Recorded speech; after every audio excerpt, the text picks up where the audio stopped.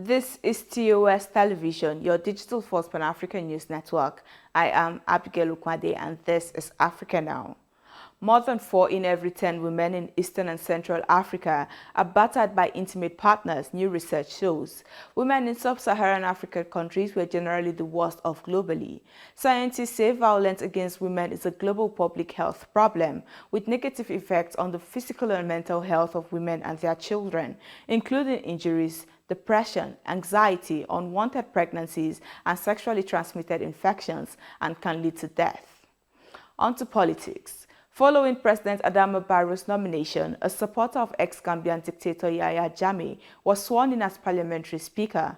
Fabakary Tombong Jatta, in his inaugural speech, asked for parliament to be the personification of nation building and a light of hope.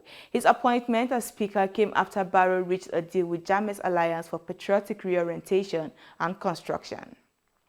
250 of the 275 of Somali lawmakers were sworn into office on Thursday, paving the way for them to pick the country's new leader, a process that has been delayed for months amid a power struggle between the current president and the prime minister.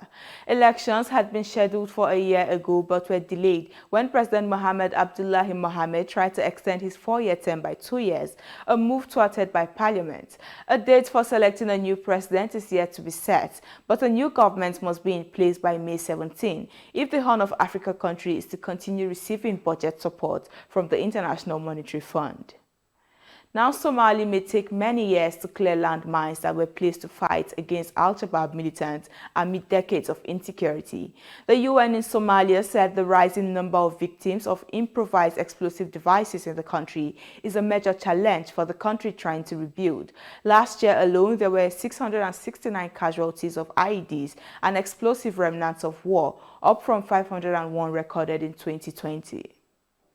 A devastating flood in South Africa's eastern coastal province earlier this week has left at least 341 people dead, the government said on Thursday, as rescuers continue to hunt for missing people amid forecasts of yet more rains from Friday.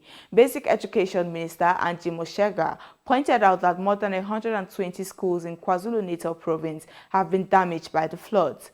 Logistics and freight operator Transnet said it has resumed shipping from the port of Durban from Thursday afternoon. This is your digital first Pan-African news network, TOS Television. You're watching Africa Now. More stories coming your way after the break. So stay tuned.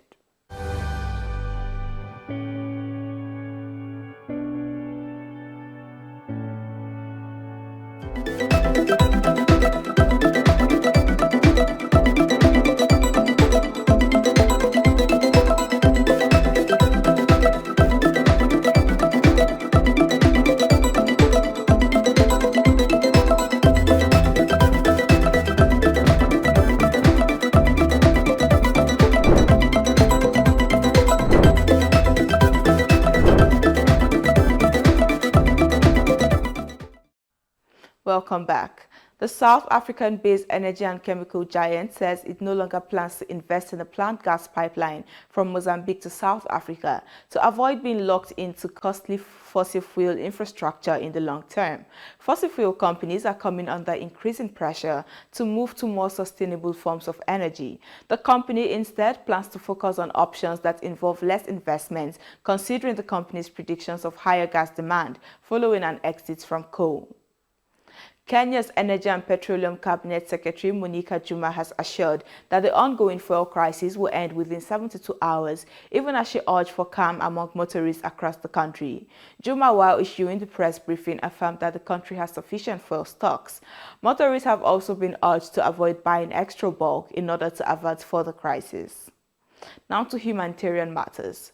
The United Nations has allocated $100 million to fight hunger in Africa and the Middle East as the spillover effects of the war in Ukraine threaten to push millions even closer to famine.